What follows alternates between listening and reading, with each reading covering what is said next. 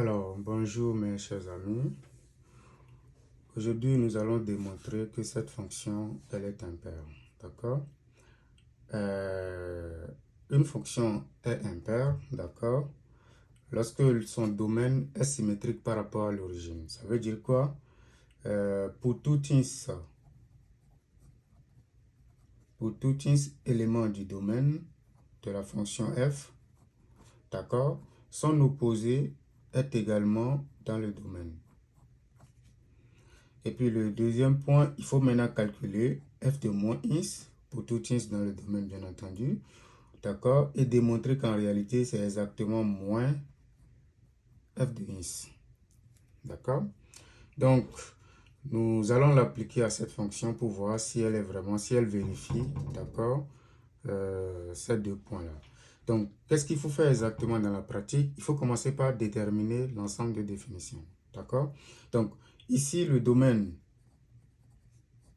de la fonction f, d'accord, vous voyez il y a la racine carrée ici, donc on doit poser tout ceci supérieur ou égal à 0, puis il y a le logarithme népérien, on doit poser tout ceci supérieur strict à 0. Donc vous avez le domaine de la fonction f qui donne ins élément de R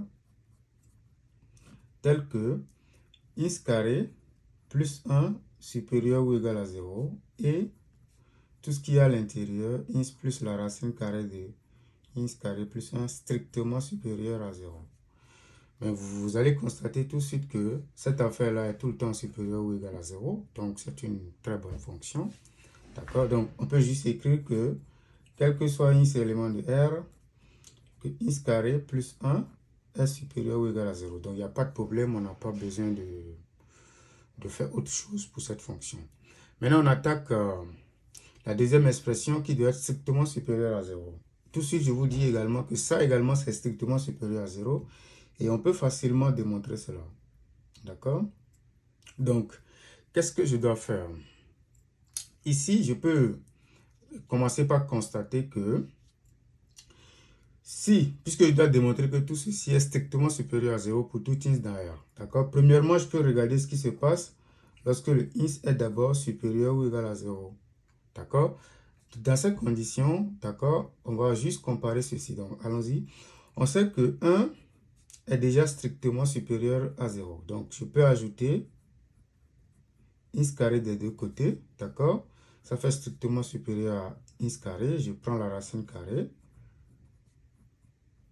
Donc, j'obtiens ça, strictement supérieur à racine carrée de ins carré qui donne la valeur absolue de ins. Et donc, là, je peux ajouter, d'accord? Donc, je peux réécrire, puisque dans mon cas, le ins est positif, sa valeur absolue, d'accord? C'est exactement x, d'accord? Donc, là, je peux maintenant ajouter ce x. Donc, j'obtiens x plus la racine carrée de 1 plus ins carré qui va être strictement supérieur à 2 ins parce que j'ajoute ins des deux côtés. Mais ça, c'est supérieur ou égal à 0 parce que par hypothèse, le ins est supérieur ou égal à 0. Donc, tout ceci est alors strictement supérieur à 0 dans le premier cas. D'accord? Deuxième cas, nous allons considérer le cas où le ins est inférieur strict à 0. Donc, si le ins est strictement inférieur à 0, je peux faire la même chose. Je peux dire que 1 plus ins carré est strictement supérieur à ins carré. Je prends la racine carrée. J'obtiens 1 sur racine carrée de 1 plus ins carré qui va être strictement supérieur à la valeur absolue de ins. Mais la valeur absolue de ins est égale à moins ins. D'accord? Et donc, si j'ajoute maintenant ins des deux côtés, puisque quand on ajoute, ça ne change pas l'inégalité, j'obtiens ins plus la racine carrée de 1 plus ins carré qui va être strictement supérieur à 0. Ça, c'est direct. Donc, dans tous les cas, d'accord, nous avons ins plus la racine carrée de 1 plus ins carré qui est strictement supérieur à 0. Donc, nous avons ces deux informations-là. Ça, c'est correct, il n'y a pas de problème. Tout le temps, ça, cette inégalité est vraie. Tout le temps également, cette inégalité aussi est correcte. Donc, le domaine en réalité de la fonction, c'est R. D'accord? Mais si vous avez l'ensemble grand R, le premier point à vérifier, le grand R, c'est un domaine symétrique par rapport à l'origine. Si vous prenez n'importe quel ins dans R, son opposé est forcément dans R. Donc, le premier point est vérifié. D'accord? Donc, quel que soit ins élément du domaine, mon ins est aussi dans le domaine. C'est important parce que si cette condition n'est pas vérifiée, on va juste conclure que la fonction n'est pas du tout impaire. D'accord? Donc, allons-y. Maintenant, le deuxième point, d'accord? Le point le plus important, comme on le dit très souvent, d'accord? Même si les deux points sont très importants. Donc, ici, on va calculer maintenant f de moins ins. F de moins ins, comme on le sait tous, il s'agit de regarder la fonction f qui est donnée, puis de remplacer, d'accord? Partout où il y a ins, d'accord? Par moins ins. D'accord? Si on trouve le ins quelque part, on le remplace par moins ins. C'est exactement ça, f de moins ins. Donc, allons-y.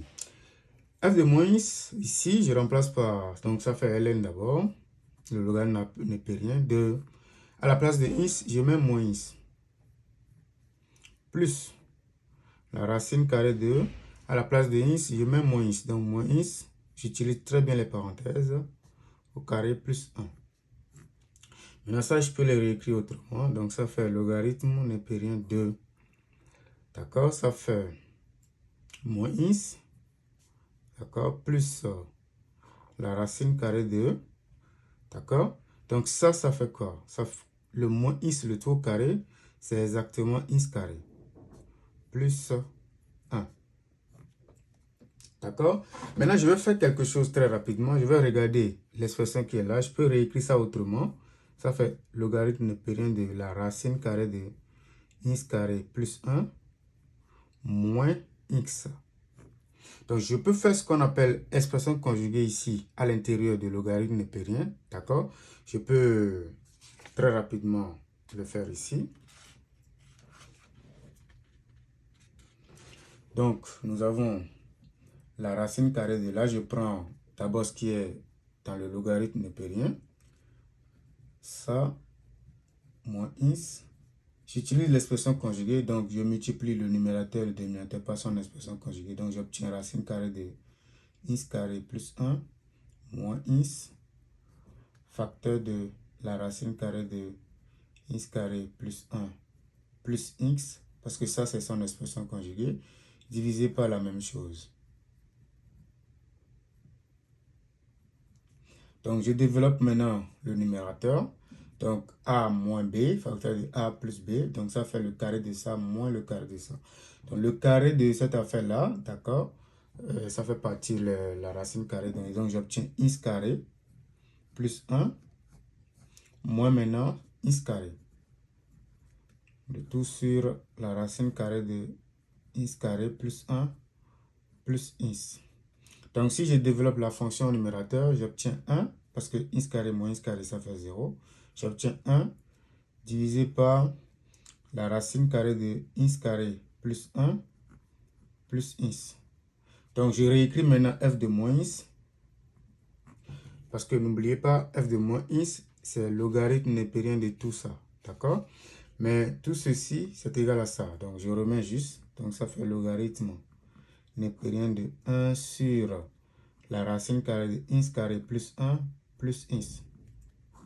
D'accord? Je fais remarquer maintenant que vous avez ici le dénominateur qui est positif et puis vous avez 1 sur a.